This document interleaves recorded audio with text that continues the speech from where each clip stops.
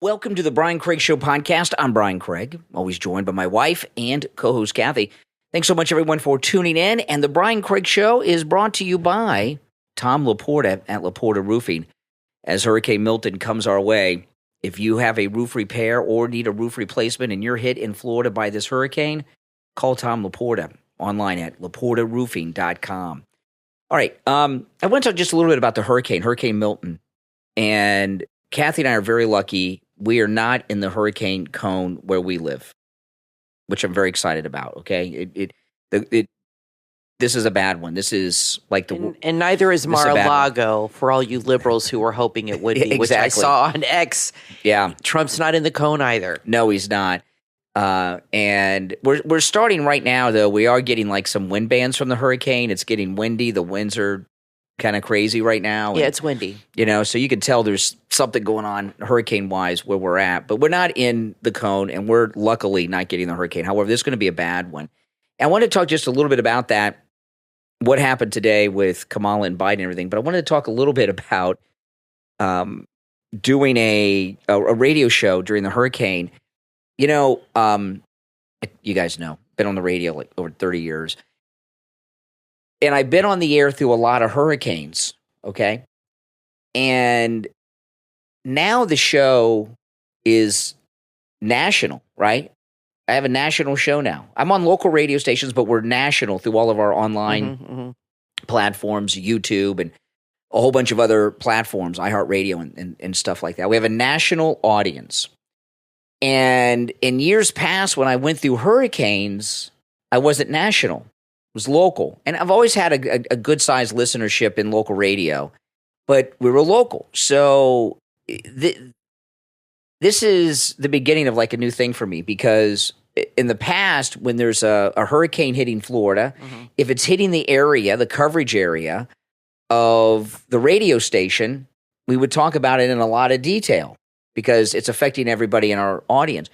But now, hosting a national show, when something like this is happening, I'm a little confused on how I should handle it, because a lot of people in our listening audience are in that area of Florida that's going to get hit, the Tampa, Gulf Coast, Sarasota, Fort Myers, all that stuff. We have Orlando. We have a lot of listeners in the area that's going to get hit. But with a life-threatening storm coming on, I don't know how many of them are listening to me this week when they're trying to save their lives and everything they got. I don't know. But so they're probably listening to the Weather Channel or packing up their stuff and getting out of Dodge. And I don't know. I'm a little unsure how I should handle it, because like a rule of thumb is this, okay? When there is a natural disaster, which is a hurricane's a national disaster and earthquakes are national disasters. If in that area, there's disasters. But for the most part, when you get down to the minutia of it, the only people that really care about it are people in the affected areas, have a connection to the affected areas, which we, of course, have, because even though it's not hitting in South Florida where we live, it's still hitting Florida and areas that Kathy and I have both been to many, many times and spent a lot of time there. So I'm not sure really how to cover it. Like, should I talk about it or not, or just reference it? Do people care? Like, you know, there's these hurricanes that hit in North Carolina were god-awful. But I didn't really cover those too much. It didn't even occur to me to cover it. We covered the aftermath of what happened. No, because I think we're not weather people. No, I'm not a meteorologist. We discuss politics. We watch the news all the time and discuss Trump and what's going on. But I do think we touch on the hurricanes when they happen. I mean, I'm not a meteorologist, but I am a Floridian, and I've lived through dozens of hurricanes and have prepared for dozens of storms. I have seen things, and so I'm not an expert, but I probably understand a lot more than maybe somebody who lives out in the Midwest, and they probably understand tornadoes more than I do. Yeah. So, but I think it's good to mention, to say prayers, thoughts, and I also posted last week on your social media Trump's GoFundMe for the Hurricane Helene people, where he raised almost $4 million. So if they start another fund for this, we'll do that. I donated to that. So I think doing that is good, but talking about it too much, I think. Unless you're, like if it was not our wheelhouse. If it was still local, I'd probably be talking about it more. If the show was just local. You know, and another thing too, like we talk about politics, of course, on the radio show here, but we don't talk about local politics unless there's some unusual controversy, right? And a lot of times, even when the show was local, people would call me and there would be somebody running for city commissioner in the city of Coconut Creek, Florida, which is in the listening area of the radio station. And they would say, well, why aren't you talking about this? And I said, well, the only people that care about the city commissioner race in the city of Coconut Creek, Florida are people that live in Coconut Creek, Florida, right? Plus, we don't really... So nobody cares. So if you are in Nebraska or listening to me in California or New York, and by the way, I got some new listener data. Kathy, we are big in not just New York State, in New York City. Wow. Both on the radio and the podcast and everything. Exciting. Well, you know what? Trump just announced that he is having a rally October 27th. Well, that's what I was getting to. The week before the election at Madison Square Garden. Yeah, that's what I was getting to. So we're going to have a New York City rally. It took you a while to get there. So we're going to have a lot of listeners going to the Madison Square Garden rally, I'm sure. Exciting. But do people in New York City listening to us really care about the hurricane hitting Florida as bad as it is? So you guys can give me your thoughts on that because, tomorrow I've got to go on the air at 6 a.m. the morning after the hurricane hit Florida, and there's going to be a lot of damage and everything. So I got to decide what am I going to do on the air tomorrow. Now, with that being said, what's happened with this hurricane? Let me ask you. With Andrew, you were on the radio. How did you handle that? Well, that was different because we were on a local station and we were in the area that was getting hit. Okay. So you're on a local station. We talk about the hurricane because we're getting hit. You're on a local station here in Palm Beach. We're not getting hit, but it's hitting just west of us. No, the rate and we did have a tornado today. On the radio, I'm on the air in almost half the state of Florida. Right. We're from the Treasure Coast down to the Florida Keys. Right. Okay, down to the Key West. So. Well, anyway, you guys let me know what you think in the comments about it. I during Hurricane Andrew, I was in the area that was hit, so we were talking about it. But because it was a small radio station, I was on a 1,000-watt AM station. Anyone who would be listening to us was in the area that was getting hit by Hurricane Andrew, so that's all we talked about, right, for a few days. But tomorrow I got to go on the air after this big storm has hit Florida. This is a bad one. Not sure exactly what we do. Now, with all that, this hurricane and the last one, Helene, something has happened with these hurricanes. And I don't know, Kathy, if you have seen this happen with hurricanes before. Mm-hmm. These two hurricanes have been so politicized by the Democrats. Yeah. And they're like today, we'll talk about the more recent one. Biden had a Zoom meeting.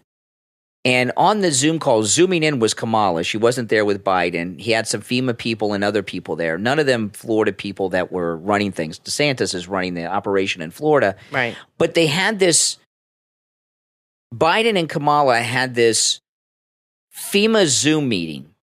And all that meeting was a fake meeting that did nothing, that said nothing, but to give the illusion that they're doing something and that they're in charge of the situation. That's exactly right. I've never seen such a politicized thing. Here in Florida, hurricanes are part of living in Florida, right? That's just the way it is, part of living in Florida. So Florida, we call ourselves Floridians. Floridians, we take care of ourselves during hurricanes. We know what to do. We don't sit around and wait for FEMA. We don't sit around and wait for the government. You go, people have generators, hurricane shutters. You fill your car up with gas. And if you're putting up shutters, your neighbors will if this storm here is not hitting our area, we're not even in the cone. No. But if we were in the cone, and this has happened before, everybody would be out putting up their shutters. And people will go and help each other. Even people you've never met on your block will come up. If they're done, they'll walk over to you and say, I finished. Do you want me to help you with your shutters? That happens all the time. And the same thing in the aftermath. If you have a generator, sometimes neighbors will share a generator. You'll have a generator outside and your neighbor might come and say, do you mind if I use one of the outlets and I'll contribute some gas? So that just is how it works. And you know, obviously we don't depend on the federal government. You can't depend on the federal government. I think people have learned that. And you're right. It's Kamala's politicized this with DeSantis, this stupid back and forth, and then Biden got involved, humiliating her.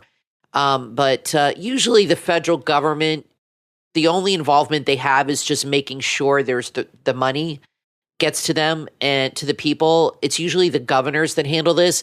But when you have a storm that goes across multiple states, that's when the federal government's a little more present. Like Helene went through Florida, Georgia, North Carolina. It killed over 200 people. But you and I were reading up on hurricanes, and there's a lot of books. If you're really interested in hurricanes, like I am, I'm really into like weather stuff. There's a lot of books like Their Eyes Were Watching God.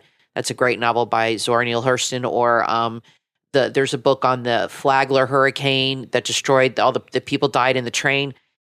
We were reading up on some of the old hurricanes because they like you to think that hurricanes are worse now than they used to be, right? That's not true. In fact, the death toll is much better than it used to be. Lower, I mean. The hurricanes that used to hit back 100 years ago were just as strong. You had the famous Galveston one, the one that hit here, the Flagler train one that hit in the 20s, the 30s. Those were Category 4, Category 5. The death tolls on those storms were in the thousands, because they didn't have a warning system. They had no idea it was coming when it did. This is how the warning system worked for the Galveston, because I read a book on this. There was a station in Cuba that would send like Morse code to Florida, and this is how they communicated. And then it would send a message to other places, you know, so they didn't even send the message till the hurricane was actually hitting. Like, oh, we got a hurricane here, so beware. We don't know where it's going, but it's coming, it's heading west. So that was the system. So hurricanes from before all this, you know, forecasting and people knowing it's coming, thousands of people would die, 3,000, 2,500. It was much, much worse. The storms were just as strong. So I'm not minimizing the death toll at all. 200 people is a lot. Even every time there's a hurricane, I always pray. I pray that not one person dies, but somebody always does. And it's awful. And it's usually after the hurricane hits when most people die. Yeah. It's awful. But don't believe the media when they tell you climate change and things are much, much worse. No, the death toll is much, much lower now because people have a system in place of warning. They know it's coming. They know how to prepare. I mean, there was a mass evacuation out of Tampa Monday. Like 1 million people left the city because they know they've got 3 or 4 days ahead of time to prepare. So it's definitely different. Well, yeah. And, you know, storms have been bad. And what the Democrats have done, it started with all this global warming crap that's morphed into, you know, climate change. They started. It was Al Gore that started this. They started politicizing the weather, right? In general, making it political. So when there's a problem, as opposed to actually helping people that are afflicted by the weather, all they talk about is how if we reduce our carbon footprint, we would have perfect weather.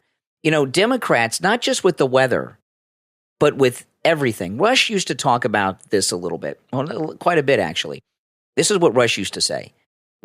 Democrats believe that if we would bend our knee and do everything that they want us to do, the way they want us to do it, that the world would be a perfect utopian society. So if we reduce our carbon footprint, there'll be no more bad weather. If we bend our knee on this DEI, didn't earn it, affirmative action thing, there'll be no racial problem. You know, if we defund the police, there'll be no crime. They just have this very arrogant, narcissistic view that if everyone would just do what they want to do, all our problems would disappear, including bad weather.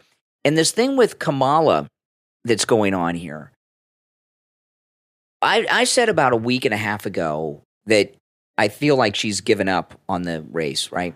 These disasters, if Kamala Harris would get involved in either one of these hurricanes at any point, She's the sitting vice president of the United States.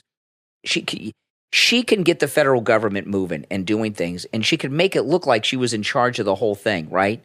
Meeting the supply planes at the airport. She's not doing anything. If she were to do that, I don't want her to do anything that's because we won Trump, right? But if she were to do things like that, she would go up in the polls. Now, it might be a little too late now because she spent the last week doing nothing after Helene hit.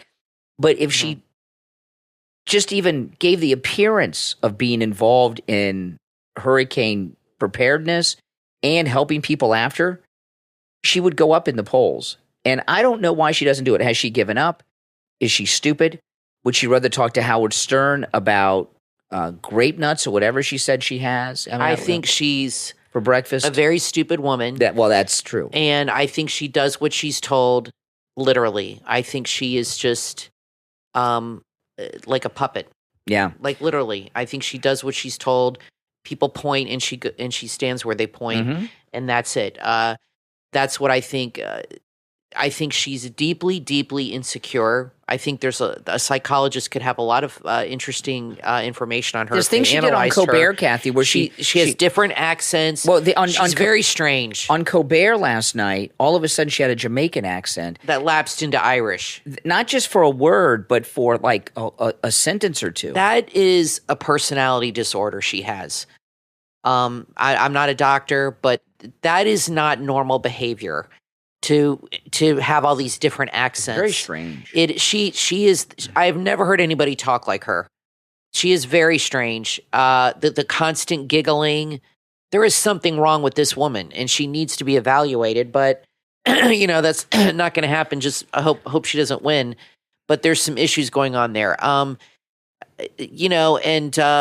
Yeah, you're right. She could do something. She flew somewhere, walked down, talked to somebody for 5 minutes, and then, left 20 minutes later. And I guess, it's all about the visual. It's all about using the proper words. It's all about the perception. She's, and that's how Obama operated. It's the perception of what they're doing, not what they're actually doing. Now, and that's how they're different from Republicans. Republicans do, and Democrats give you the perception they're doing it. That's right. That's correct. Yeah, and the Democrats do nothing, right. Nothing ever. Now, this storm, Milton, is really bad.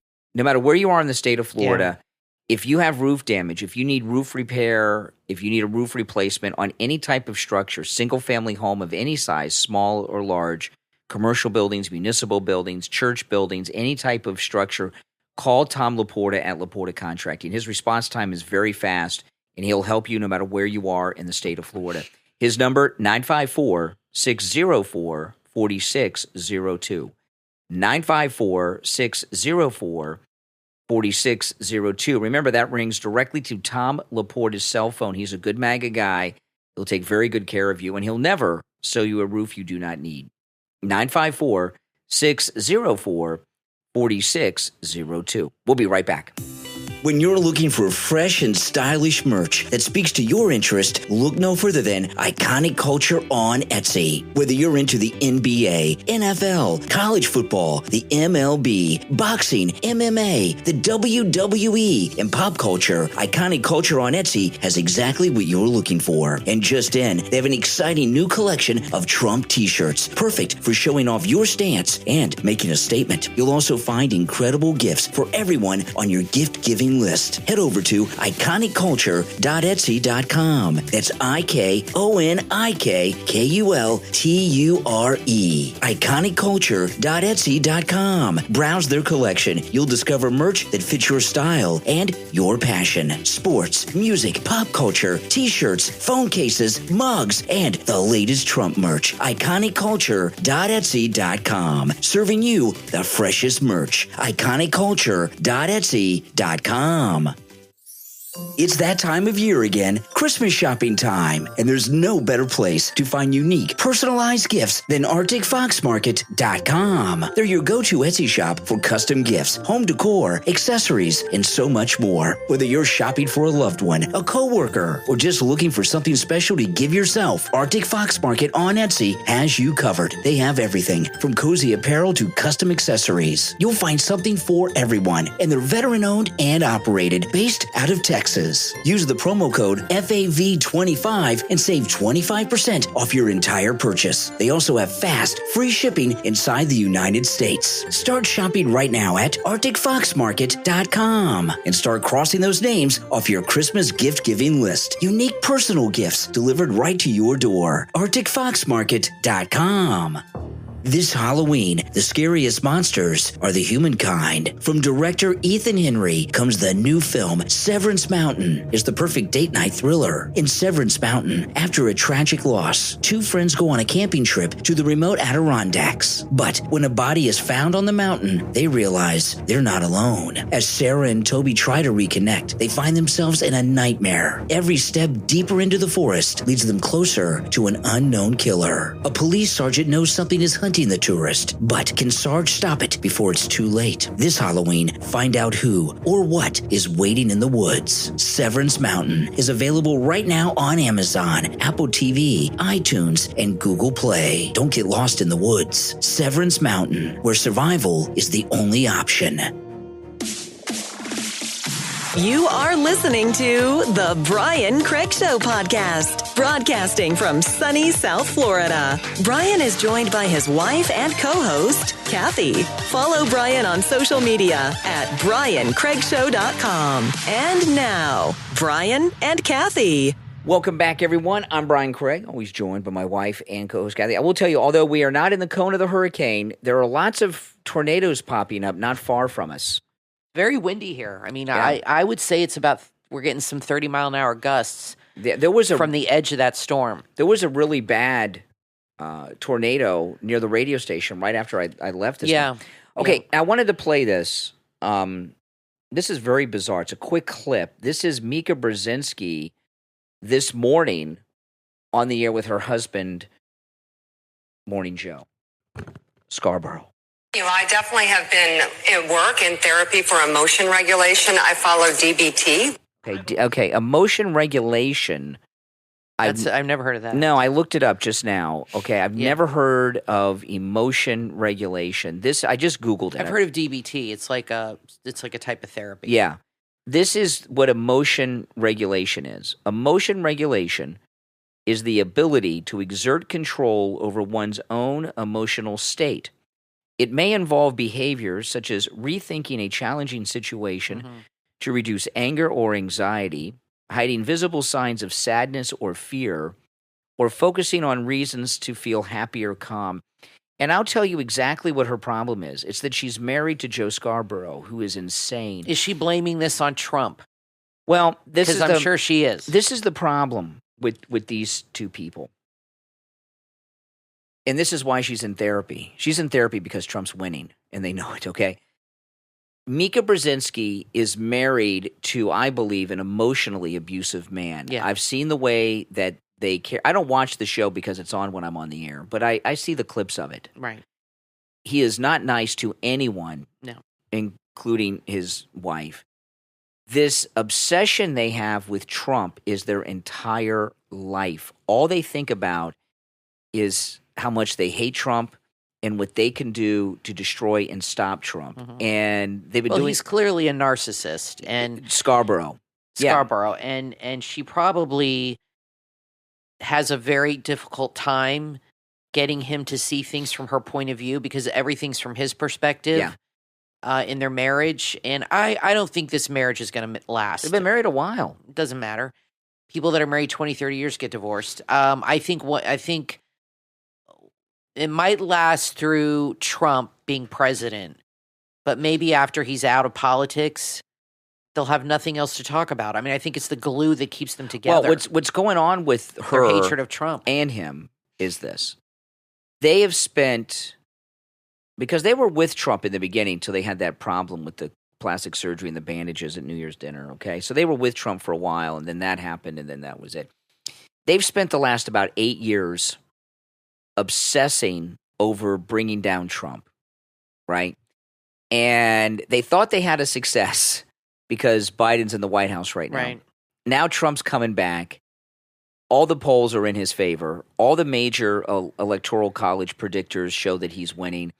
Internal polls that have leaked from the Democrat Party in Michigan and Wisconsin Pennsylvania show that Trump's winning. So everything they have been obsessed about doing to this man for the last 8 or 9 years has failed. And they're both having breakdowns over it because they're not able to stop this man. They think they're so powerful and influential, and they haven't been able to stop this guy. Also for the last 2 years or so, Joe has had a main line to the presidency. Biden, yeah. And him and Biden were regular chatters every day. Every night, they said. Yeah, every night. They were best buds. And now that Biden's not going to be in the office anymore, that's taken a lot of wind out of his sails. He doesn't have that connection. I am predicting if Trump wins, because I think they're more addicted to power and access than anything. I could just see Joe Scarborough doing a 180 on this, and I could see a lot of people doing this. In fact, Jack Posobiec said that you're going to start seeing the media kissing his butt soon because they're going to realize he's going to win, and they're going to want to get back in his good graces. Could you see that happening? Could you see Joe and Mika doing a 180 and being softer on Trump now to have that? I mean, look at Brian Kemp. They're all buddies again. Why do you think that is? Because Brian Kemp wants to have a political future. And if he wants a future, he has got to be aligned with MAGA. Because if he is not aligned with MAGA, he has no future anymore. Yeah. The Bushes can't help him anymore. I mean, he saw what happened to DeSantis, and I think that terrified the hell out of him. Because DeSantis went nowhere, and it actually hurt him, and the Bushes led him down this garden path straight into hell. And I think Kemp saw that and woke up and was like, you know what? I better get on the Trump train again. The guy got me in office, and if I want to ever run for... See, I think Kemp wants to run for president or vice president someday. And if he wants to do that, he needs Trump's endorsement. Trump's going to endorse J.D. Vance, obviously. That's a given. If he runs for president, which I think he will, maybe with Vivek, but maybe these other guys, maybe he wants to run for senator. I don't know how long he can be governor, but he knows that if he has a political future, it has to be aligned with Trump. Is it possible, do you think, that Kemp or these other guys have woken up and they just realized the media lied to them and they're sorry? No. Do you think that's possible, or do you think it's more selfish? Kemp, I can't stand Kemp. And, a few Can't months trust him. A few months ago when I went to Georgia for the day, I spent like $10 in Georgia. I couldn't get myself to spend money in Georgia because I had to get a drink. You know what I mean? And a little bite to eat. I spent like $10 and it killed me. I didn't want to spend any money in Georgia because I hate what happened when I drove across the border into Florida. It had his name on the sign really big. And I was like, oh my God. When I saw Kemp, and I haven't paid much attention to Kemp the last 4 years. Okay. I can't stand this guy. If he's on, I'm out. But I saw him the other day with Trump. And Kemp looks like such a fake, sleazy, polished, used car salesman type politician. His hair's perfect. His clothes are perfect. There's no creases in his pants. They're all perfectly pressed, even if they're khakis. You know who he reminds me of? Mike Pence. You know what I mean? And I just don't like this guy. Right. And he's in love with himself. So all of these guys, especially a governor, when you're a governor of a big state, Georgia's a big state. When you're a governor of a big state, you're like the president of that state, right? Like DeSantis is like the president of Florida, and he has they have planes. They don't drive around the state. They have planes. They fly around the state. So they're like presidents of their state, and they're treated like that. So they get pretty full of themselves sometimes, and they think they can be president.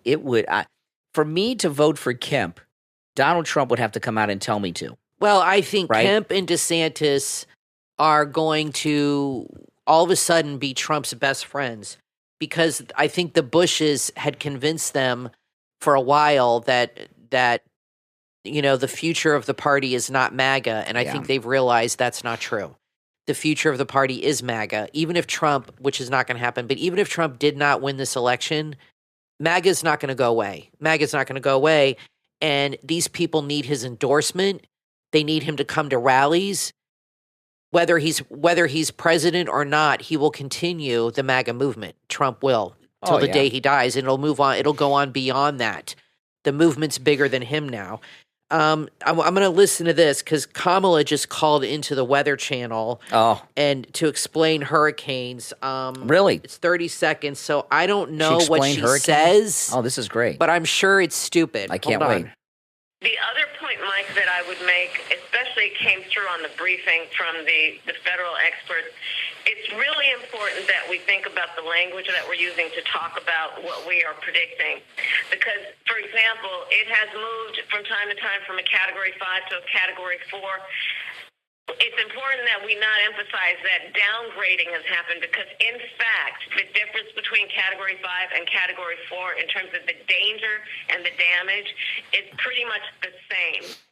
Okay, so that's basically your elementary school version of Hurricanes 101. She's a meteorologist now. If you notice today... And that's not entirely true. I mean, there is a big difference between a 5. A 4 could be 145, I think it's about 135 miles an hour is a 4. A 5 could be 180 miles an hour. There can be a huge difference. You know, in the Zoom meeting today and in this, Kamala's phrase of the day is words matter. Yeah, she's into words like all liberals. Whatever I think she can only hold one thought in her brain. All she's talking about today is how important words are and be careful what you say because of this and because of that and words matter. So because of that, we got to do this. This whole thing that what is she doing? What is she talking about? And what does she know about hurricanes? You know, I know more about hurricanes than her. I'd like her to tell me some details about a Category 4 and 5. What are the wind speeds and how are they similar or different? And she says that these things. Okay, she probably doesn't even know what the Saffir-Simpson scale is. Category 1 is 75 to 95. 2 is 96 to 110. 3 is 111 to 129. I was close. A 4 is 130 to 156. Okay, so a 5 is 157 or higher. So if you have a Category 4, okay, it could be 130 miles an hour, right? 130 miles an hour, that's a Category 4 at the bottom, but it's still a Category 4. A Category 5 has gotten as high as 195. That's the record, 195. Yeah. Last night, they had winds of 180. Mm-hmm. You're telling me 180 is not much worse than 130? She doesn't know what the hell she's talking about. I mean, there's a huge difference. A Category 5 is the highest, right? So the wind speeds of a 5 are infinity. That's right. So she is correct in her stupidity when she says, yes, there's not a lot of difference between a 4 and a 5 when you make the transition from, okay, what are the speeds for? Like if you go from 155 to 160, then you go from a 4 to a 5. Yeah, that's not a big difference. No, but if you go to 130, which is the bottom of a 4, to 180, which is a 5, that's a huge difference. That's 50 mile an hour winds. Exactly. Look, they're both bad. 4 and 5. If we had a 4 or 5 heading for our house, we would leave. That's the worst. Probably the state if we could. 3, we could probably handle. 4 or 5, you got to go, especially if you live near the ocean. But for her to say, I would love to see the aftermath of the meteorologists, how they handled that one. For her to say that she's telling them that they need to she is basically schooling meteorologists, think about this, and how to use their language on what they should say about a hurricane. And she is telling... There's doctors of meteorology working at the Weather Channel, okay? Literal PhDs of meteorology. This is all they do. She is telling them that they need to be careful how they talk about hurricanes, that they need to use the proper language. What is that about? And that they should not tell people that a 4 and a 5 are different, that they're basically the same. She doesn't know what the hell. She tries to sound smart, and the more she tries to sound smart, the dumber she sounds.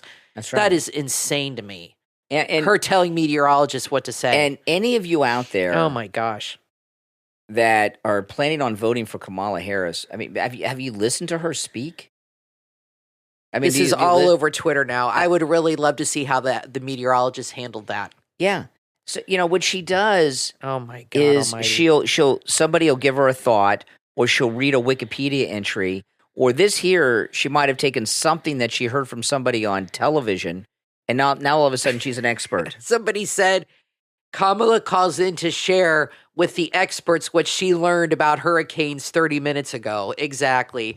This is what happens. She gets like a Reader's Digest briefing on a topic, and then she calls in or goes and does an interview, and she gets the briefing right before, and while it's still in her brain and she can still remember it, she goes and does an interview trying to act like she knows what she's talking about, and she always sounds like a moron because she is. See, here's the thing with the different hurricanes, okay? When they give you a number, like say it's a Hurricane 4, right? Hurricane Category 4 that's going to hit tonight here in Florida. What that means is sustained winds of a Category 4 hurricane. You get wind gusts that are not sustained that are Category 5 in a Category 4, okay? In a Category 3, that's sustained winds. You can get wind gusts in a Cat 4 or 5 in a Category 3 hurricane. They're just not sustained. Right. So these things are incredibly dangerous. And for someone that constantly tells us that words matter, she sure uses a lot of words she doesn't understand. She is such an odd person. Yeah, isn't she weird? Because she keeps saying words matter, but she makes no sense. Yeah. She's just a walking contradiction. I mean, there is definitely, like I said, some personality issues going on there. She says words matter, but her words make no sense. She speaks in riddles. And you leave like, huh? Yeah. What is she talking about? Yeah. But I think this is what happened. She is desperate to look intelligent. She is desperate to win people over. That's why she's drinking beers on TV and acting like she's all cool when she couldn't even drink a beer right. And she is desperate for people to respect her. So she did a quick meeting with FEMA. They gave her a little education, and she actually called the Weather Channel, where they have doctors of meteorology, that this is all they do, and told them that a 4 and a 5, there's no difference between a 4 and a 5. That's insane to me. Then why even have a scale? That's crazy. Mm-hmm. And I wonder if they corrected her. I doubt it. They're pretty woke over there, or if they just let it go. Because it makes a huge difference in a hurricane, whether you have one that's 130, 135, which is a Category 4, or a 5, which, like Brian said, is limitless. There's no Category 6. They've had storms up to 195, 200 miles an hour. That's not different than 130. And that's sustained wind, so there's been gusts higher than that, right? Exactly. It affects the storm surge. Yeah. It affects damage. It affects everything. She's stupid. Yeah, she is. And everybody sees it but her. Now, her running mate, who's also a stupid person, Tim Walz, we got a little more information about something I was talking about that he said today. Now we know where he said it. Tim Walz, the update is where he said it. He was at a private fundraiser at Gavin Newsom's house and this week. And Gavin Newsom, it was a private fundraiser, so it wasn't a public thing. He was just talking, but it leaked out what he said. He said that they're going to do away with the Electoral College and go to a national popular vote for our presidential elections. Now, first of all, the Electoral College, that is put in place and established in the Constitution of the United States, okay? So he's talking about changing the Constitution. And this thing about the Electoral College, excuse me. See, if we were talking earlier, all the Electoral College predictors show Trump winning the Electoral College. And if you go back, I mean, I first started noticing this in 2000 when George W. Bush and Al Gore ran. And they've been doing this long before that, I'm sure, but this is the first time I really noticed the scale. They show you they put out, after the Bush-Gore race, they put out a map of all the counties in the United States. It was a map of the country with the borders of every county in the United States. That's a lot. And then they had them colored in by red or blue. Mm-hmm. And there's so little blue on that map. When you do the county by county map, it's even more red than when you look at the national map, there's not a lot of blue. Most of the country's red, but you do the county by county, a lot of these blue states got a lot of red counties in them. And it was just blew my mind that Republicans are so much more popular than people realize and have been forever. And this thing about doing away with the Electoral College, the reason Tim Walz is talking about that, he knows he's going to lose because they have the internal polls, and they're telling themselves, but we're going to win the popular vote. The popular vote, a lot of people don't understand why we do it that way. The reason we do the Electoral College and not the popular vote is because if it was just done by the popular vote, 3-4 states would pick the presidency every single time. And what would happen is the most populous states, the presidential candidates, would only campaign in those 3 or 4 states. And you'd have California, New York, and 2 other states. I don't know what the other 2 would be. And the other 46 states, we would be ignored. We'd have no voice. We'd have no representation or importance in the system. And our founding fathers were so smart, with the Constitution to come up with this electoral college system. Could you imagine if it was a popular vote and California, New York, and 2 other states decided the presidential election every time? We would be held hostage. And it's got awful. But Tim Walz talking about that at this fundraiser shows that they believe they're going to lose. They think they might win the popular vote. They're definitely going to lose the Electoral College. Yeah. And they're going to go around and whine about that. And Democrats, I was sharing this morning on the radio, and this is a very interesting thing. A couple years back, I got the book written by the Confederate president, Jefferson Davis, after the war. It was The History of the Confederacy. The first, quarter of the book is Jefferson Davis talking about how unfair the Electoral College is, because Lincoln, when Lincoln was elected in 1860, the Democrats did not have Lincoln on the ballot in any of the southern states, but he still won the Electoral College, even though the South didn't even get the vote for Lincoln, right? So he wasn't even on the ballot. And the Democrats, since the Civil War, have been obsessed with getting rid of the Electoral College because they with the popular vote, they think they can win it, right? So that would be the worst thing ever. I think a lot of people don't vote because of the Electoral College. That's true, too. For example, people in California and New York, there's a lot of conservatives there. They do not vote. They literally do not. They say, I'm not going to bother voting because it's going to go blue anyway. If we had the popular vote only, those people would vote. Those people would vote. And I think people would be very surprised at the number of Republicans that would turn out. Maybe so. You might be if right. If there was no Electoral College. You know what I'm saying? But they don't, because it just keeps going blue. But they should vote no matter what. You should vote no matter what if you're a registered voter, or if you're not registered, register. If you're over 18, it really is your civic duty to vote and choose somebody. But especially if you want to choose Trump, please vote. Don't stay home and be complacent and think he's going to win in a landslide and my vote doesn't matter. Every vote matters. We see this. It can come down to one state. It can come down to one vote. It can be that close. What, Kathy? I don't think it will be, but you never know. You're right. Our daughter, she's visiting now, and she's voting. She's registered to vote in California. Yeah. She's a California resident now. She's got a California driver's license and everything. They got a ballot. She got a ballot in the mail. But I think she's going to do it in person. I know she's going to. And she said she's going to vote, even though it really doesn't matter in California. She's going to vote for Trump, of course, because it's good. And you're right. Here where we live in Florida, the county we live in is a Democrat county. Right. And sometimes there's local elections, and it's like a waste of time because no matter what, the Democrats are going to win the local elections in the county. And so on a smaller scale, I know what I feel it. There are so many people in California, New York, Illinois, Oregon, Washington State. They don't vote because of the Electoral College because their state's going to go Democrat anyway. So, vote anyway. You might – you should always vote. But you might be right. If we had I don't want to change the Constitution, but just to talk about it, if we did do away with the Electoral College, I think the Democrats would be very surprised at how cream they would get. I agree. I think people – would come out and then they'd be screaming, we got to get it back. Yeah, probably. They would be, this is our government. This is the way it works. And I don't like people talking about changing that or the Supreme Court or the foundations of our government. Anybody talking about abolishing that is a lunatic and should not be in office. They want to dismantle our government, basically.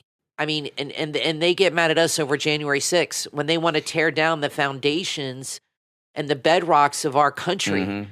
But having a protest, that's a dangerous thing. But what they want to do isn't. These people are insane. Yeah, no doubt about it. Now, I want to thank our Patreon supporters for their support. And remember, Patreon supporters have access to commercial-free editions of all of our podcast episodes. And if you'd like to become a Patreon supporter, there's a link in the description of this and every episode of the program. Our top Patreon supporters get a live on-air thank you shout-out on every episode. So the names you'll hear now are our top Patreon supporters. I want to thank Andrew and Connie, Christine, ETW, Chuck, D, Pamela, Rick, Nick, Wesley, Macho, Mike P, Carlos, Paulette, John, Heather, David, Maria in Texas, Richard, Alice, K-Mac, LeeZep, Shawna, Constance, George, Brandon, Rob and Trish Wilkerson, Christy R, and John S. These are our top Patreon supporters. Thank you all for your support. Well, Trump is going to be speaking in Scranton, Pennsylvania. I wanted to ask you, Fox News, in their one last bid for desperation for ratings, is trying to get another debate. This won't happen. October 24th between Trump and Kamala. She won't do it, first of all. And I don't think Trump should do another debate. I mean, the election is almost just 3 weeks away. I think it's pointless. What do you think? There should be no debates. First off, Fox hates Trump. They hate the people. The management at Fox hate Trump. Okay, I know there's a lot of people there that don't. Okay, like Jesse Waters and Gutfeld and stuff, but the management hate him. And Martha McCallum and Brett Baer hate Trump. I think they're trying to do one last move to try to help her. Yeah, so before the election. No, why? So don't do it. No, he ran Biden out of the race. He did so good. The last debate was completely orchestrated in crazy ways, and we're winning. So they were really left out of the whole debate process this year. I mean, did they have any debates at all?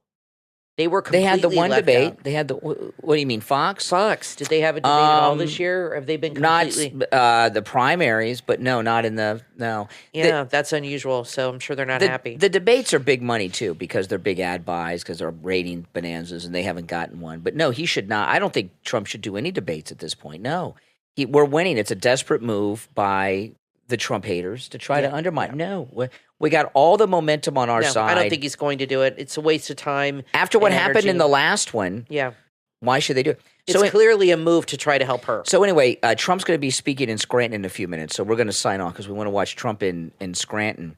And you look at these Trump rallies that he's been doing in Pennsylvania; they have been jam-packed. Well, Jack Posobiec tweeted, Kamala's plane and Trump's are on the same tarmac. Yeah. Right now. They're both in Scranton. They're both, so she's following him around. She's a stalker. Yeah. She's a stalker. So listen, everyone, thanks for tuning in. I'm Brian, always joined by my wife and co-host Kathy. We will talk to you next time.